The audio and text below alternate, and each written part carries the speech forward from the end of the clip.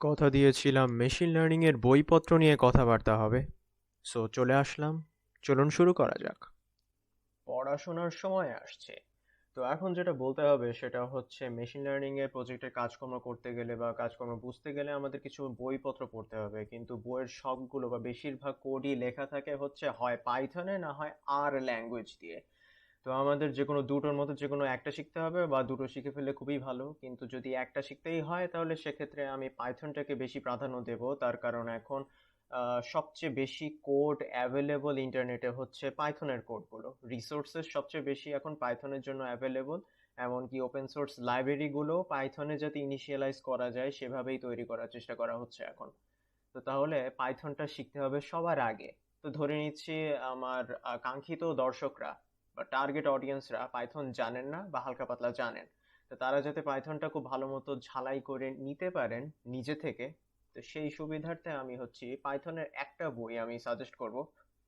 যেটা হচ্ছে Python notes for professionals, যেটা দেখা যাচ্ছে স্ক্রিনে। এটা 700+ পেজ, এটা মানে টোটাল হচ্ছে 816 পৃষ্ঠা।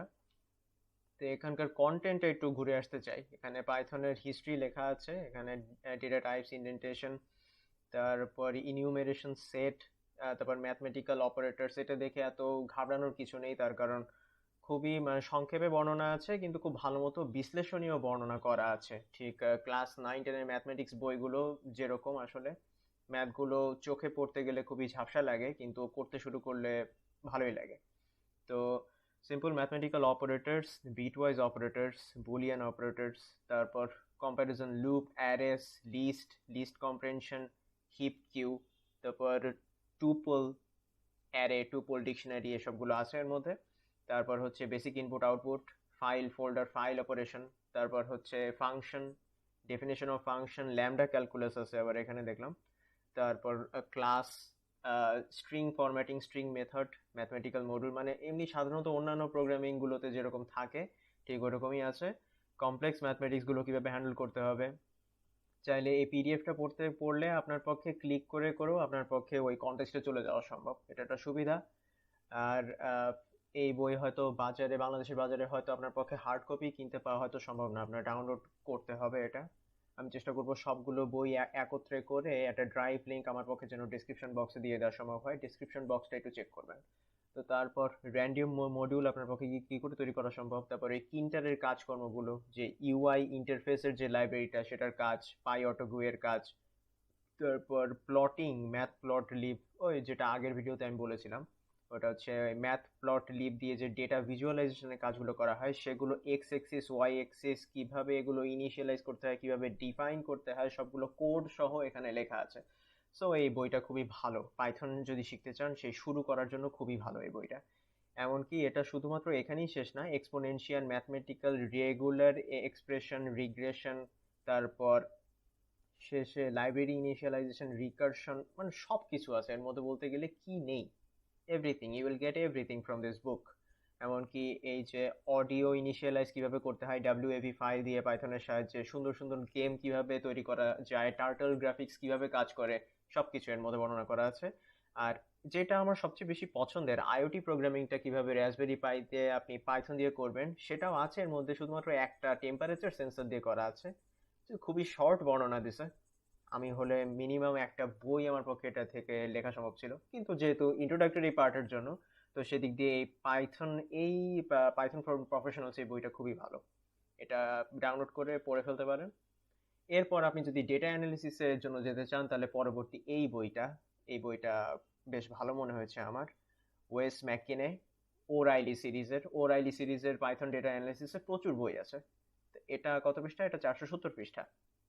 কনটেক্সটটা যদি আমরা একটু দেখতে চাই যে কন্টেন্টসে কি আছে, দেখা যাবে যে preliminaries, NumPy, pandas, matplotlib, scikit পাই বা সাইন্টিফিক পাইথনের কাজ। তারপর আছে কি এনভায়রনমেন্ট ডেভেলপমেন্ট, তারপর প্যান্ডাসের কাজকর্ম, ওখানে হচ্ছে মেবি ডেটা ফ্রেমিং এবং ডেটা স্লাইসিং এর কাজ আছে। মানে অনেকগুলো বড় বড় ডেটা আপনি স্লাইস করে সেগুলো ডেটা ফ্রেম করে আবার ডেটা অ্যাগ্রিগেশন কিভাবে করবেন এই সম্পর্কিত কোড সহ বর্ণনা করা আছে। তারপর হচ্ছে টাইম সিরিজ, নামপাইয়ের কাজকর্ম। আচ্ছা, এটা হচ্ছে ইন্ট্রোডাক্টরি জিনিসপত্রের জন্য এই বইটা। তারপরের বইটা আমি দেখি, এটাও ও রাইলি সিরিজের।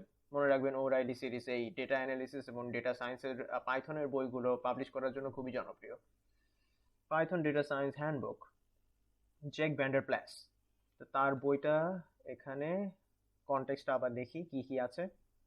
এটা হচ্ছে শেল আর নোটবুকের কাজগুলো কিভাবে করতে হবে সেগুলোও আছে, জুপিটার নোটবুকের কাজকর্ম কিভাবে করতে হবে সেগুলো বর্ণনা আছে, নামপায়ের সেই একই বর্ণনা। তারপর প্যান্ডাসের ডেটা ম্যানিপুলেশন, যেটা একটু আগে বললাম, data framing, data aggregation, data slicing. তারপর ভেক্টরের কাজ কিছু বোঝানো আছে, visualisation with Matplot, okay, Matplotlib. তারপর মেশিন লার্নিং এর কিছু এখানে থিওরি আছে, সাইকিট লাইনের কাজ। তারপর পিসিএ নয়েজ ফিল্টারিং কিছু বেশি আছে, এতে কিছু অ্যাডভান্স আছে। তারপর র্যান্ডম ফরেস্ট, র্যান্ডম, তারপর নেইভ বাইস ক্লাসিফায়ার, এগুলোও আছে। আচ্ছা, তার মানে এর মধ্যে একটু বেশি করা আছে।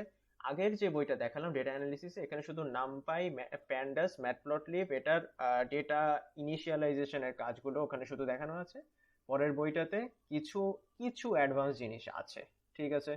তার মানে ঘাবড়ানোর কিছু নেই। দেখা যাবে যে আগের বইয়ের সাথে যেটা মিল পাচ্ছেন, পরের বইটাতে আপনি শুধু চোখ বুলাবেন, এবং চোখ বুলানোর পরে আপনার পক্ষে ওই যে হায়ার লেভেলের যে জিনিসগুলো ওগুলো আপনি একটু চোখ বুলাবেন, করে দেখবেন, কোডগুলো কপি করে পাইচার্মে পেস্ট করে দেখবেন, যে লাইব্রেরিগুলো পাচ্ছেন না সেগুলো ইনিশিয়ালাইজ করে করে রান করে দেখবেন।